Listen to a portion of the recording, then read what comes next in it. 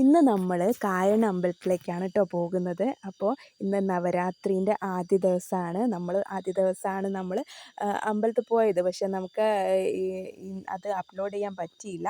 അതുകൊണ്ടാണ് ഇന്ന് അപ്ലോഡ് ചെയ്യുന്നത്. അപ്പോൾ ഇതാ ഇവിടെ വളരെ ഭംഗിയാക്കി വെച്ചിട്ടുണ്ട് കേട്ടോ അമ്പലമൊക്കെ. അപ്പോൾ നമ്മൾ രാവിലെ പോകണം എന്നാണ് വിചാരിച്ചത്. പക്ഷേ നമുക്ക് രാവിലെ പോകാൻ പറ്റിയില്ലായിരുന്നു. പക്ഷേ ഈ ഒരു സമയത്താണ് വരേണ്ടതെന്നാണ് എൻ്റെ ഒരു അഭിപ്രായം. എന്തൊരു ചൈതന്യമാണെന്നറിയോ. അപ്പോൾ ഇതാ നമ്മൾ തൊഴുതിറങ്ങിയിട്ടുണ്ട്. അങ്ങനെ എല്ലാവരും വ്രതമൊക്കെ എടുത്തിട്ടുണ്ടാവും എന്ന് വിചാരിക്കുന്നു.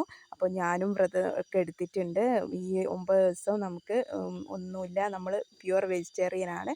അപ്പോൾ ഈ സമയത്ത് നമുക്ക് ലളിതാ സഹസ്രനാമം ദിവസവും ചൊല്ലുന്നത് നല്ലതായിരിക്കും. അതുപോലെ തന്നെ ദേവീ മഹാത്മ്യവും വായിക്കുന്നതൊക്കെ നമുക്ക് നല്ലതാണ് കേട്ടോ.